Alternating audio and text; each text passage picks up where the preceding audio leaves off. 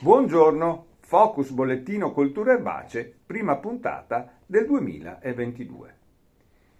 Continueranno quindi anche quest'anno gli appuntamenti del Focus Bollettino Cultura Erbacee, che sono intesi per dare consigli tempestivi in sintesi su come condurre la difesa integrata delle principali culture erbacee al fine di ottenere buoni risultati tecnici, ridurre i costi di produzione e al contempo ridurre l'impatto dell'agricoltura sull'uomo e sull'ambiente. Potete ricevere il bollettino via mail, potete registrarvi per ottenerlo oppure consultarlo sul sito di Veneto Agricoltura, www.venetoagricoltura.org.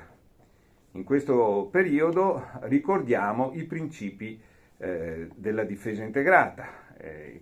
In estrema sintesi, il fatto che dobbiamo porre in essere tutte le soluzioni di prevenzione per ridurre la probabilità che i parassiti successivamente possano creare problemi e che possano richiedere interventi fitosanitari. Prevenzione che vuol dire rotazione appropriata delle culture, scelta di cultivar varietà tolleranti, resistenti, eccetera, eccetera. Troverete tutti i dettagli e anche gli esempi nei bollettini. Secondo grande principio della difesa integrata, gli eventuali trattamenti vanno fatti solo dopo aver valutato il livello delle popolazioni e delle avversità dei parassiti, averli confrontati con una soglia e solo se questa soglia viene superata ci si pone il problema di come intervenire. Il terzo grande principio, sempre in questa estrema sintesi, è quello di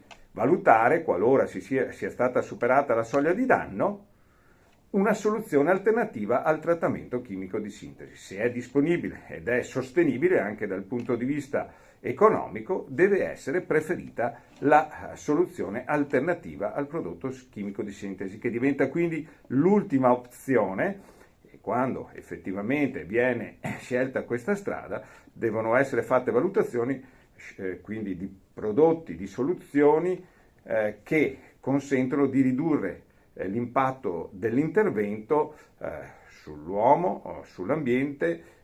Devono essere scelte trattamenti che non squilibrano l'ecosistema, che sono meno dannosi per gli antagonisti e che quindi riducono il rischio che altri fitofagi, altri parassiti possano creare problemi, e devono essere fatti con una logica, una strategia che riduce il rischio che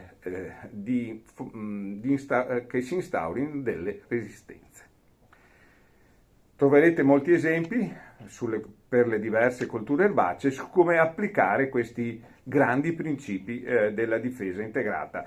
Potete anche trovare gli aggiornamenti sui risultati delle prove dell'anno scorso e degli anni precedenti su come trovare soluzioni per applicare meglio questi principi, e quindi vi invitiamo a dare una letta ai prossimi bollettini. E vi ricordiamo anche che oltre al bollettino Cultura Erbacee sono disponibili per la consultazione due altri importanti bollettini che sono partiti nell'anno scorso: il bollettino Cimice Asiatica, dove cerchiamo anche di lavorare su modelli previsionali che riescano in anticipo a dare consigli su questa nuova avversità che sta creando problemi non solo e soprattutto non solo nelle culture erbacee, ma soprattutto sulle culture arboree.